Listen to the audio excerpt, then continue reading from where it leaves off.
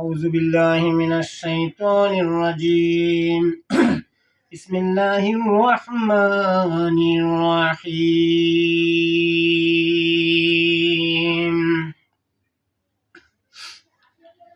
সম্মানিত দেশবাসী ও সম্মানিত উপস্থিতি,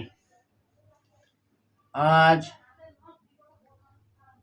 আমরা মুসলমান, কিন্তু আসলে আমরা নামদারি মুসলমান। আল্লাহর পক্ষ থেকে আমরা যে কোরআন পেয়েছি, আল্লাহ আমাদেরকে কোরআন দিয়েছেন ওহির মাধ্যমে। এই কোরআন পাওয়ার পরও আমরা এই মানব জমিনে কোরআনকে বাস্তবায়ন করতে পারছি না। মানব রচিত শাসন ব্যবস্থা, আইন বিধান, গণতন্ত্র সংবিধানের উপরই দেশ পরিচালনা হচ্ছে। আর এই গণতন্ত্র সংবিধান আল্লাহর কোরআন মানব জাতিকে জান্নাতের দিকে ডাকে। এই যতদিন পর্যন্ত সম্মানিত দেশবাসী এই মানব রচিত ব্যবস্থা আমরা পরিত্যাগ না করতে পারব, ততদিন পর্যন্ত নামাজ, রোজা, হজ, যাকাত, সিয়াম পালন করে আমরা পরকালে নাজাত পাওয়া সম্ভব হবে না। এই দুনিয়া তো আমরা অশান্তি বিরাজিত, পরকালে হতে হবে চির জাহান্নামে। তাই আমি যা বলছি তা আপনারা একটু মনোযোগ সহকারে শোনেন। প্রিয় দেশবাসী, আল্লাহ সুবহানাহু ওয়া তাআলা বলেছেন, ওমা খালাকতুল জিন্না ওয়াল ইনসা ইল্লা লিয়াবুদুন, আমি জিন এবং ইনসানকে একমাত্র সৃষ্টি করেছি আমার ইবাদতের উদ্দেশ্যে।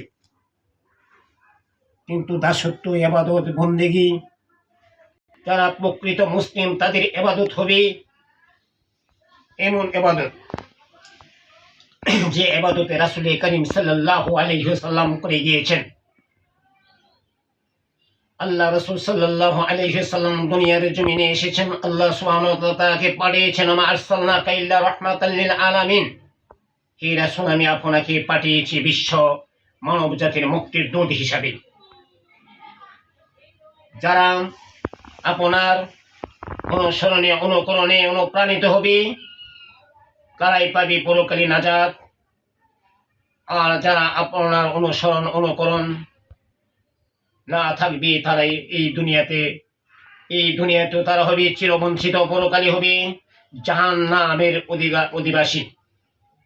খালিদিনা ফিহা আবাদা, তাদের জাহান্নামের ঠিকানা হবে চিরকালের জন্যে।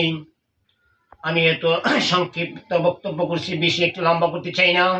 যে মানব জাতির জন্য আল্লাহ তাআলা একটা কোরআন পাঠিয়েছেন, প্রত্যেকটা মানব জাতির জন্য বিধিবিধান হিসাবে বিধিবদ্ধ করেছেন একমাত্র আল কোরআন। ওহির মাধ্যমে নাযালা বিহির রুহুল আমিন, জিবরিলের মাধ্যমে যে কোরআনটা পাঠিয়েছেন সেই কোরআন মোতাবেক জীবনযাপন করার সুযোগ করে দেন। আর আমাদের বাংলাদেশের অবস্থা যে অবস্থা হয়েছে, আজকাল কেউ সহমতা শাসন ব্যবস্থা কে কার থেকে নিয়ে যাবে, একমাত্র তাদের অবস্থা হচ্ছে ক্ষমতা নিয়ে শাসন ব্যবস্থা। কার আগে কে ক্ষমতায় যাবে, কার আগে কে নেতৃত্ব পাবে, কে চেয়ারম্যান হবে, কে কমিশনার হবে, এই দুনিয়া পাওয়ার চিন্তা ধান্দায় আমরা নিমজ্জিত হয়ে যাচ্ছি। আজকে আমি বেশি লম্বা করতে চাই নাই। আজকে আমরা জোট বোর্ড নির্বাচন করে কিভাবে ক্ষমতায় যাব, আমি কোনো সে উদ্দেশ্য আমি দেখতে পাচ্ছি না।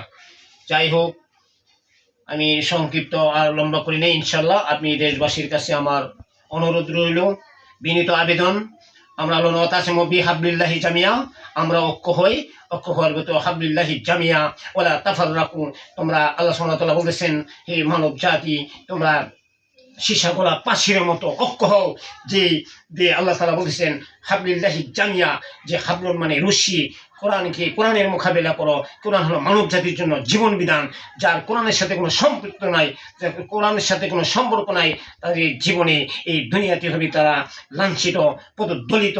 আল্লাহ তাআলা বলছেন, আফা তুমিনুনা বিবাদিল কিতাবি ওয়া তাকফুরুনা বিল বাদ ফামা জাযাউ মা ইয়াফআলু যালিকা মিনকুম ইল্লা হিজরুন ফিল হায়াতিদ দুনিয়া ইউরাদুনা ইয়াওমাল আসাদুল আযীম ওমাল্লাহু বিগাফিলিন আম্মা তা'মালুন। তোমরা কি আমার কিছু আয়াতের অংশ মেনে নিচ্ছ আর কিছুকে তোমরা অস্বীকার করছো? তোমাদের মধ্যে ফামা জাযাউ মান ইয়াফআলু যালিকা মিনকুম, তোমাদের মধ্যে যারা এরূপ করবে তাদের দুনিয়াতে লাঞ্ছনামূলক শাস্তি ছাড়া কি প্রতিদান হতে পারে? ইউরাদ্দুনা ইয়াওমাল কিয়ামাতি আশাদ্দুল আযাব, আর কিয়ামতের দিন হবে তাদের তোমাদের ভয়ানক শাস্তি। আমাল্লাহু বিগাফিলিন আম্মা তা'মালুন। আসসালামু আলাইকুম ওয়া রাহমাতুল্লাহি ওয়া বারাকাতুহু।